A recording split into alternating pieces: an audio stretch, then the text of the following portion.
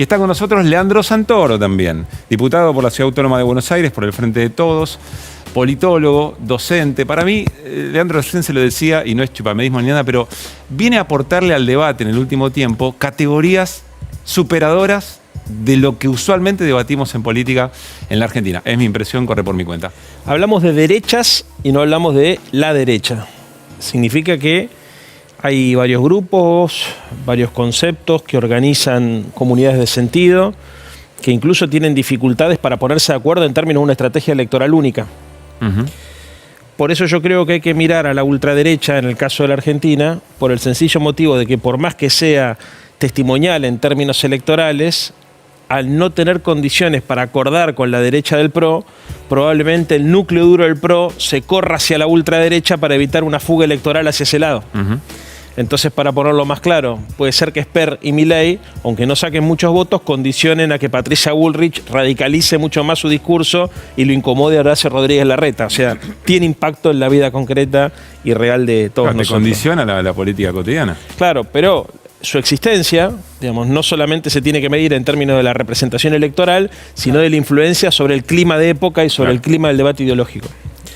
En segundo lugar, hablamos antes de una nueva derecha en relación al PRO porque expresaban un salto metodológico en relación a otras derechas a partir de la utilización de las técnicas del mercado. O sea, y construyeron un producto elitista en un producto de masas, que era Mauricio Macri. Mauricio Macri era un concheto que hablaba con la papa en la boca y a partir de un trabajo de ingeniería muy interesante, donde se invirtió mucha guita, primero fueron por Boca, después fueron por la Ciudad de Buenos Aires y lo que parecía imposible de la mañana a la noche sucedió, que es que ganó una elección popular. Entonces hablamos de nueva derecha en ese momento porque veíamos que utilizaban herramientas de construcción política, mezclaron, yo leí tu libro, me pareció muy interesante, yo creo que mezclaron dos cosas, ¿no? Una dinámica más profesional, digamos, del mercado y una dinámica más tradicional también de la política. Por ahí el gran logro del PRO en ese momento es haber logrado que coexistan dos ámbitos que parecían imposibles de convivir. Ahora, esta nueva derecha tiene una peculiaridad, que es su agresividad y su violencia. Ellos son muy fuertes en las redes, porque en las redes en general a partir del anonimato se puede decir cualquier cosa, reaccionan contra la corrección política, utilizan un lenguaje que por ultracompetitivo resulta ser absolutamente agresivo y juegan en el límite entre la ironía y la realidad. La verdad que es conmovedor, pero en el mal sentido, porque ver que hay jóvenes que se politizan utilizando las categorías de sentido de la ultraderecha, a mí me estremece. Qué fuerte el adjetivo nueva en nueva derecha. Garpa más que derecha. Viste que ahí había un periodista que decía garpa hoy la derecha. Yo digo garpa la nueva, porque no hay nueva izquierda. Y eso habla de que no hay un nuevo progresismo. Y de algún modo la apropiación de la novedad, como la apropiación del significante del cambio, en Cambiemos fue clave, digamos. Me parece que eso marca algo. Segundo, estamos hablando años, una década después de un tiempo en el que se suponía que izquierda y derecha eran categorías pasadas de moda. ¿Qué pasó?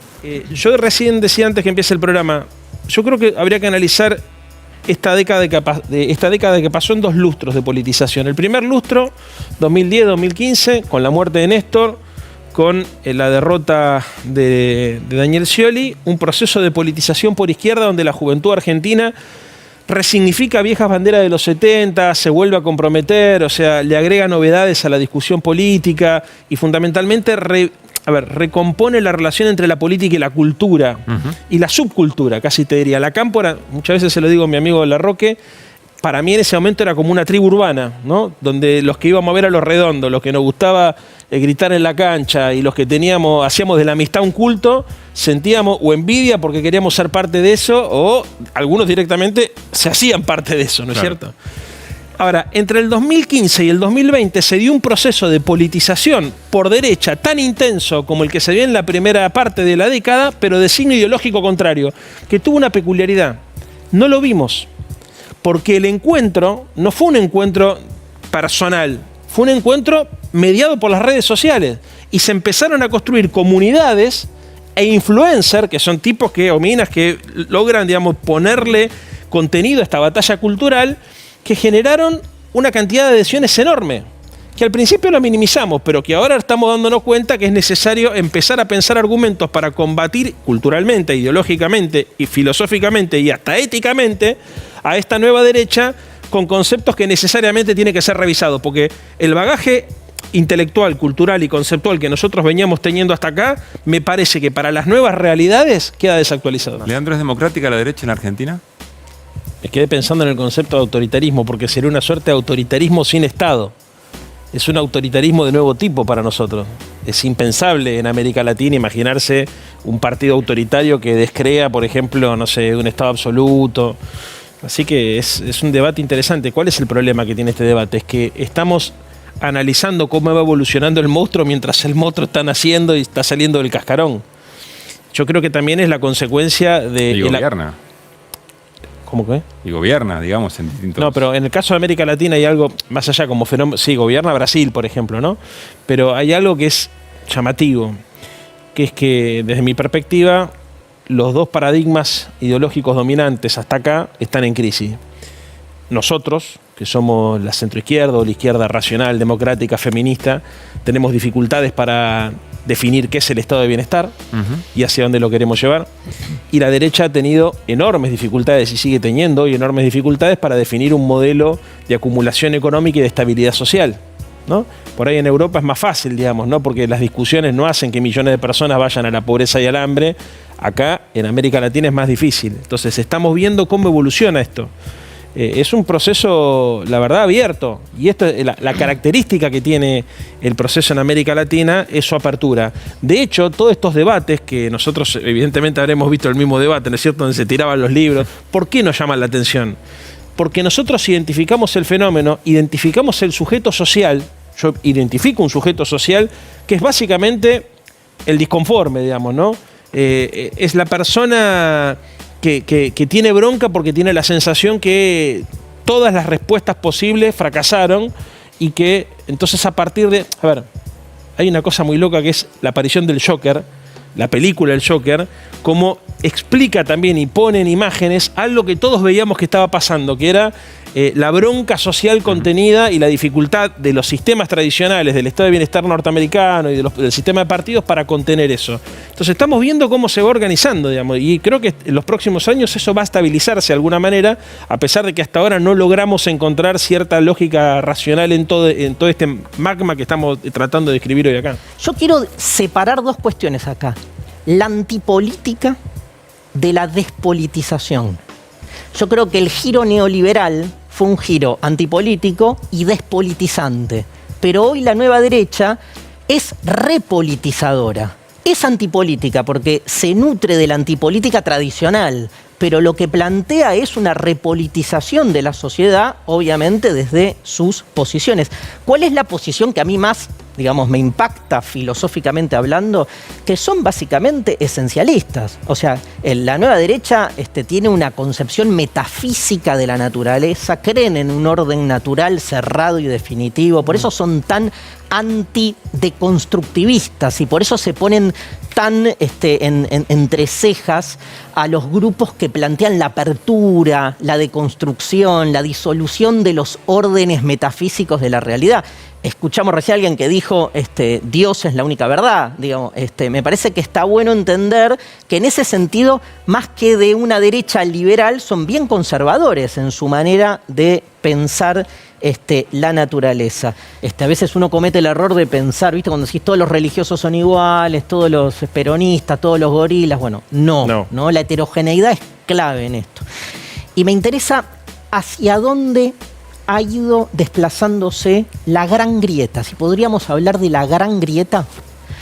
Yo estoy cada vez más convencido que la gran grieta tiene que ver con esto que se llama, entre comillas, la batalla cultural, que es un conservadorismo arraigado en una metafísica de la naturaleza, que cree que hay un orden natural necesario de las cosas, con sexos delimitados, fronteras así, sin ningún tipo de... Bueno, apareció la idea, ¿no?, del permeo. mercado, el liberalismo como lo espontáneo.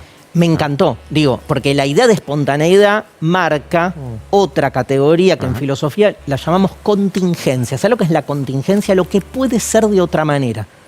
en filosofía dividimos lo necesario de lo contingente, lo que no puede ser sino de un único modo, pero que alguien te impone que sea de ese modo, a aquello que está siempre abierto a la contingencia, o sea, a la espontaneidad, a la construcción o intervención de la cultura.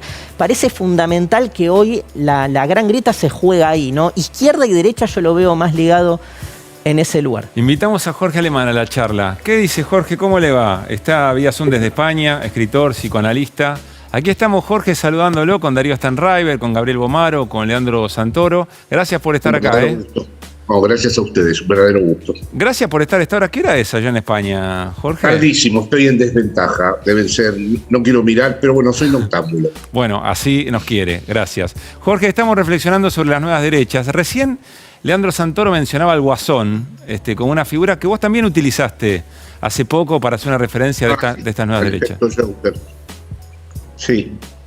Sí, bueno, en primer lugar quiero decir, escuché una parte de esta joven que se expresó muy bien sobre el liberalismo, pero esa tradición que abarca desde el utilitarismo inglés, el individualismo ilustrado, bueno, en fin, es una tradición propia de la época del capitalismo industrial, cuando todavía el capitalismo tenía formas y modalidades de legitimación cultural y tal vez la mejor concebida fue el liberalismo.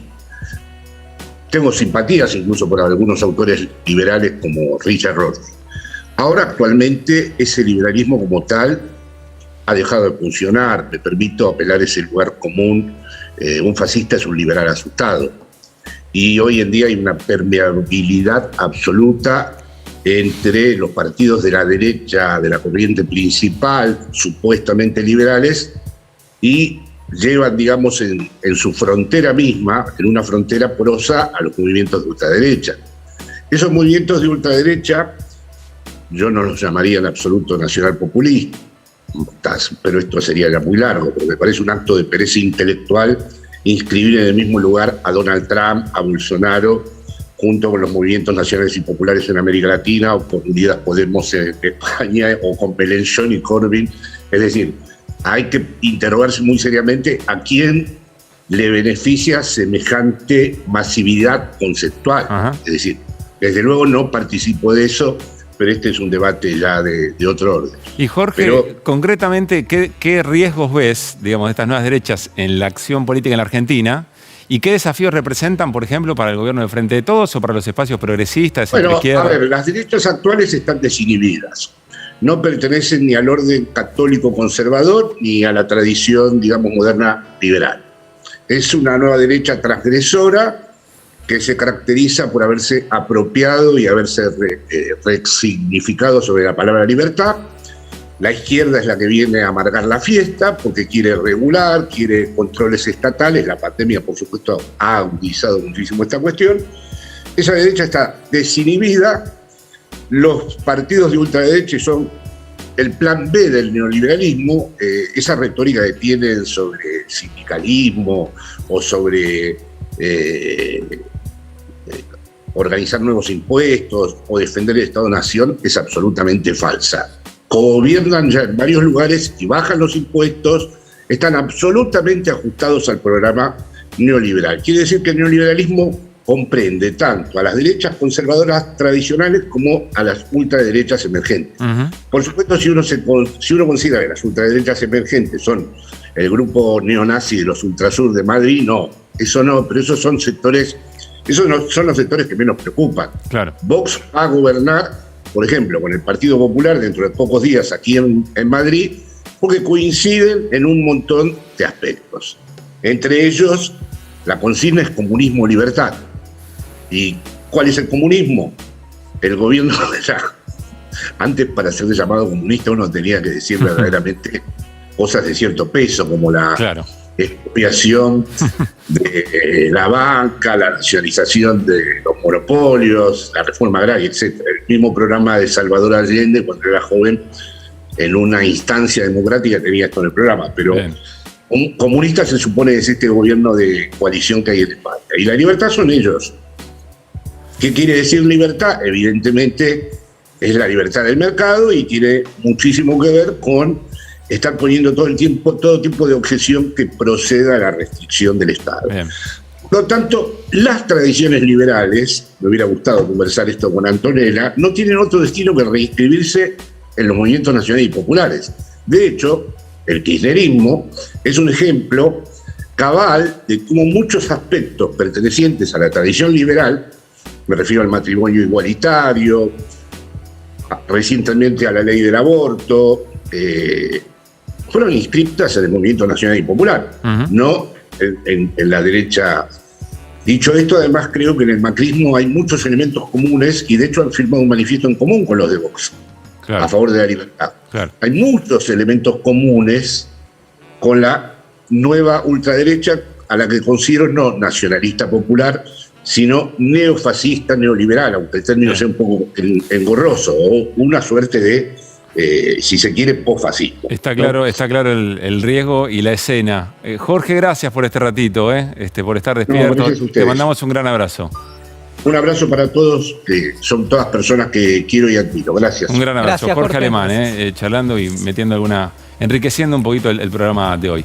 Bueno, Gabriel, Leandro, algunas últimas definiciones, y yo le agrego, ¿no? El desafío acá en el presente, en el contexto de la pandemia, del gobierno del Frente de Todos para lidiar con esto que vos llamás, ¿no? El acercamiento a algunos sectores más clásicos liberales hacia esta expresión de derecha. Al revés de lo que me suele pasar, me disparó tantas ideas que tengo la sensación que tengo más cosas para decir que no sé cómo administrarlas, digamos, ¿no? Déjame por lo menos título. Dale. Primero, esta nueva derecha tiene una característica común, que es que banaliza los conceptos. Esto que decía Jorge de llamarle comunista a cualquier cosa, bueno, se ve reflejado, digamos, también en llamarle libertad a cualquier cosa. Para ellos la libertad es solamente la libertad negativa, que es la libertad que significa que el Estado no te dice qué es lo que tenés que hacer. Quienes tenemos una posición más igualitaria de la vida, entendemos que la libertad también es la libertad positiva, que es la que da origen a la democracia, al estado de bienestar, donde hay un Estado que interviene. Para garantizar, por ejemplo, que las necesidades que existen en la naturaleza sean disminuidas al mínimo y que todos tengamos nuestra misma posibilidad, las mismas posibilidades de llevar adelante un proyecto de vida. Claro. Creo que hay dos conceptos claves ahí que unifican a todas las derechas.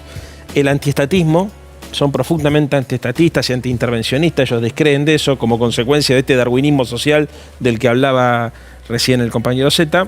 Y por otro lado, me parece que son anticomunitarios. Hay un hiperindividualismo mercantilista que lo lleva Atomista. ¿A cómo? Atomista. Exactamente. Claro.